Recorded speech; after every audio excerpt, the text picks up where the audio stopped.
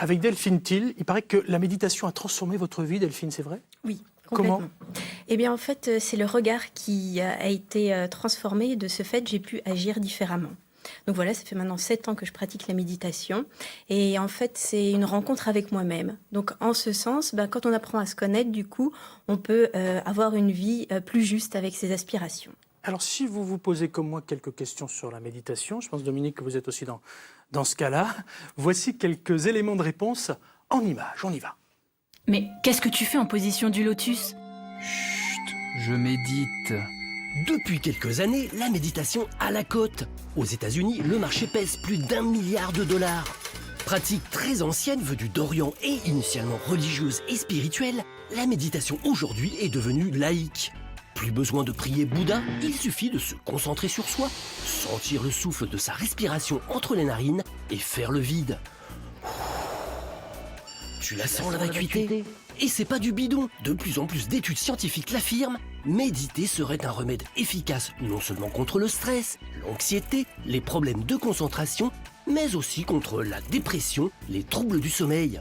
Et c'est pas tout. Méditer aiderait aussi à diminuer les douleurs, certaines inflammations, les troubles cardiovasculaires et elle renforcerait même les défenses immunitaires. Et pour méditer, pas besoin d'être un athlète. C'est juste un sport cérébral qui demande de l'entraînement et de la régularité.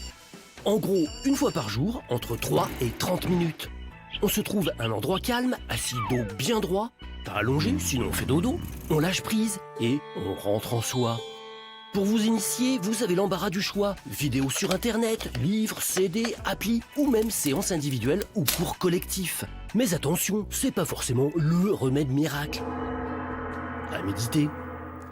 Delphine Till, j'ai vu votre sourire. Vous en pensez quoi de ce qu'on vient de voir? Si, il y a beaucoup de points de réalité.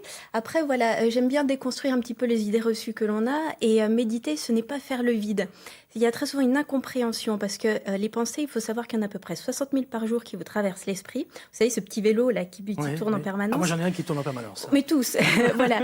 Et en fait, méditer, ça va être un état d'ouverture, de présence. Votre attention va être ici et maintenant. Et du coup, vous allez faire avec votre équipement. Et votre équipement, c'est quoi? C'est le corps physique, les pensées, donc ce petit vélo, Ouais. et les émotions qui sont là, la peur, la joie, la colère. Et en fait, c'est vraiment une ouverture à tout cela. Mais c'est pas un espace dans lequel il y a un cocotier, voilà, une belle plage. Et On n'est pas forcément comme dans l'image là, exactement, sur une plage paradisiaque en train de méditer à l'autre bout de la planète. On peut le faire chez soi n'importe où? complètement, Ça veut dire qu'on va pouvoir le faire dans quelques minutes ici ensemble? tout à fait. Très bien, le temps qu'on aille chercher un orchestre, qu'on vous mette la petite musique qui va bien. Mais juste avant, je voudrais savoir si on est vraiment tous aptes à méditer, parce qu'on a tous un petit vélo dans la tête, parfois plusieurs vélos. Bien sûr. On peut tous méditer? Complètement. Vous pouvez méditer à partir de 7 ans, ce qu'on appelle l'âge de raison, à peu près. Et puis, voilà, jusqu'à ce que les capacités, en tout cas psychiques, puissent le permettre. Mais bien évidemment, encore une fois, c'est pas une technique supplémentaire, c'est simplement un état d'être. C'est le fait de passer du verbe faire au verbe être. Faire à être. Dominique, je vous sens très sensible, je vous vois hocher la tête là, depuis Je une n'ai qu'un minute. commentaire à faire, c'est non, c'est pas ça. Vous faites bien le bol tibétain. C'est ça, voilà. Très bien. Non, c'est pas mal, c'est pas mal. Plus sérieusement, comment est-ce qu'on médite?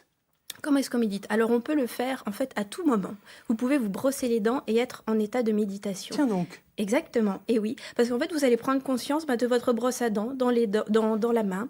Vous allez prendre conscience de votre mâchoire, des mouvements. En fait, c'est vraiment vous relier à vos sens. C'est réveiller tous vos sens, le toucher, l'ouïe, les perceptions voilà, olfactives, auditives, pour être vraiment dans l'instant présent, ce qui va permettre cet ancrage.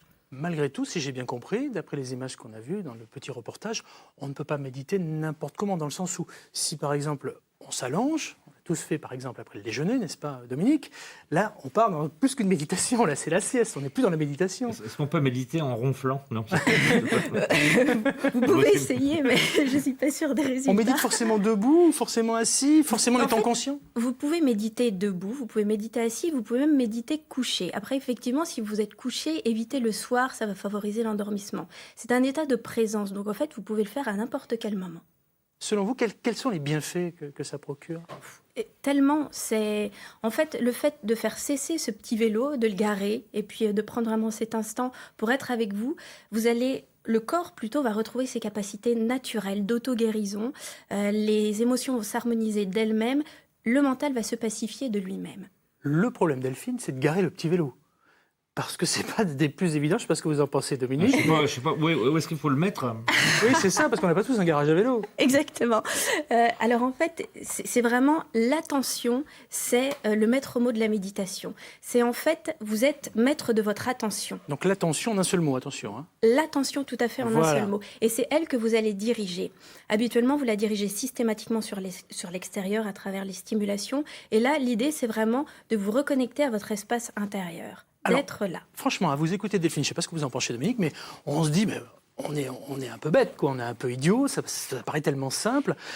C'est pas très évident, on va pas se le cacher, Delphine. Alors si, en fait c'est simple, mais pas forcément facile à mettre en pratique. Ah, parce oui, que c'est différent, ça. voilà, c'est des mécanismes qui sont là depuis tellement longtemps que bien évidemment c'est d'autres habitudes. Mais en fait c'est très simple. La vie est simple. Alors là, tout le monde se dit, bon, il va me poser la question, hein, quels sont ces mécanismes, comment fait-on concrètement, Delphine Thiel? Alors concrètement, c'est qu'en fait, on refoule en permanence ses émotions. On ne veut pas aller les ressentir. Donc ça, c'est la première des choses, parce qu'il y a beaucoup de peurs. On est comme un millefeuille avec des peurs dedans, un millefeuille de peurs. Et en fait, la méditation, ça va vous permettre d'accéder à tout ça et de l'accueillir. On ne nous apprend pas à accueillir ces émotions qui sont vraiment de la vie. En fait, c'est la vie qui vous traverse. Et souvent, dans notre société, eh bien voilà, on les élude, on va les mettre dans des petits tiroirs avec de la naphtaline, et puis, oups, on ferme ça, sauf qu'elles sont là. Oui, enfin, il faut digérer le millefeuille. Hein. Je dis pas ça parce qu'aujourd'hui, on aurait dû avoir la pâtissière de Tout à chez fait. Bernard Loiseau, qui malheureusement, vous l'aurez constaté, il y a un troisième micro vide, n'a pas pu au dernier moment être avec nous. Mais n'empêche que digérer le millefeuille, c'est pas des plus évidents. C'est quand on est dans cette lutte. Le Dalai Lama le dit effectivement, on est dans une lutte, on refuse tout en permanence. On est accroché à notre petit vélo et du coup, on n'est plus du tout dans l'espace du corps. Et dans l'espace du corps, c'est là où on est bien, où on est ancré, planté véritablement.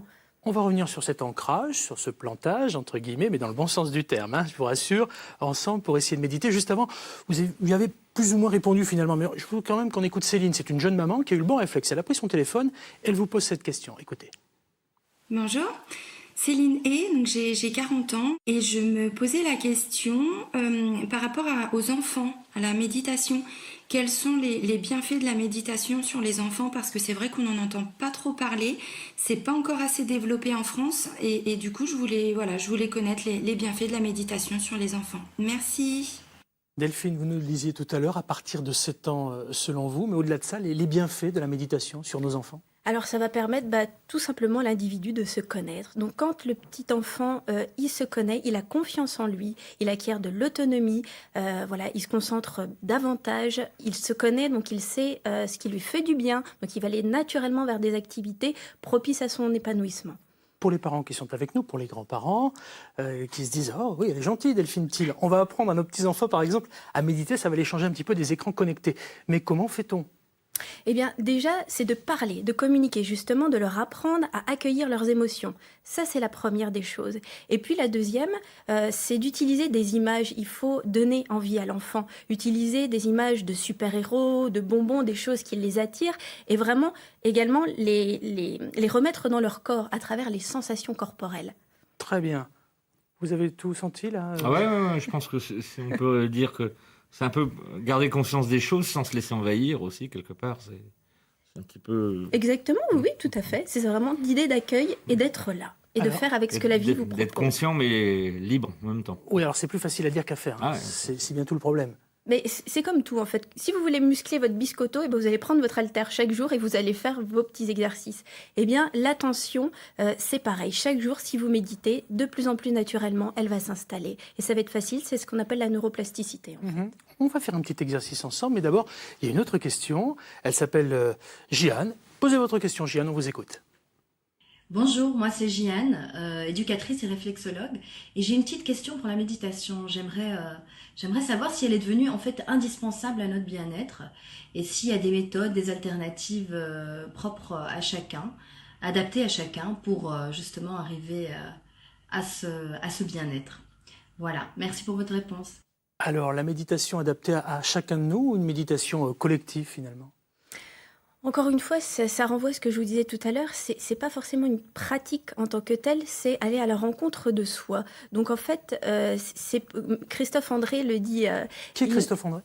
C'est un psychiatre qui a développé beaucoup la méditation, il a écrit plein d'ouvrages et c'est très intéressant, il dit il n'est pas urgent de méditer, mais c'est important. Et c'est vrai, voilà, c'est accessible à tous, c'est en fait d'une simplicité qu'on s'en échappe, mais en fait tout le monde à tout moment peut méditer, c'est vraiment le message que je souhaite passer aujourd'hui. Après, voilà, vous pouvez vous orienter vers d'autres activités comme la sophrologie, l'hypnose qui vont vous aider, mais l'idée c'est que là, en fait, c'est vraiment être tout simplement avec vous-même et faire l'expérience de cette vie à travers votre attention dans le moment présent. Avant de tenter une petite expérience, je fais durer le plaisir.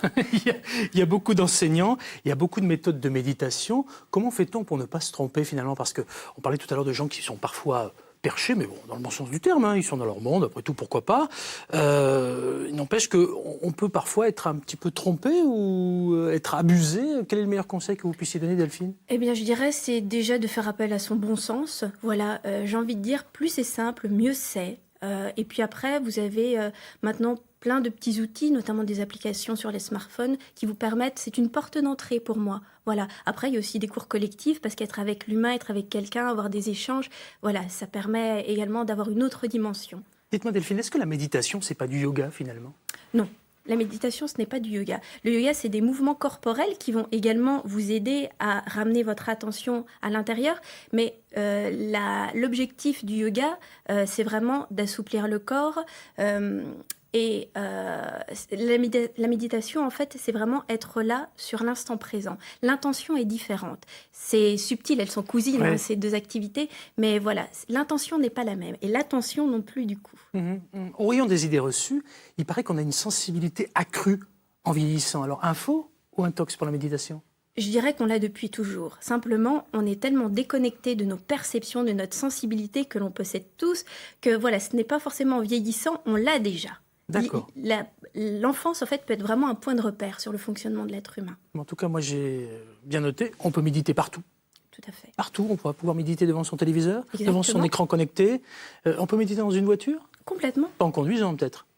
Vous pouvez, vous êtes attentif à tout, et en plus, c'est recommandé, je dirais même.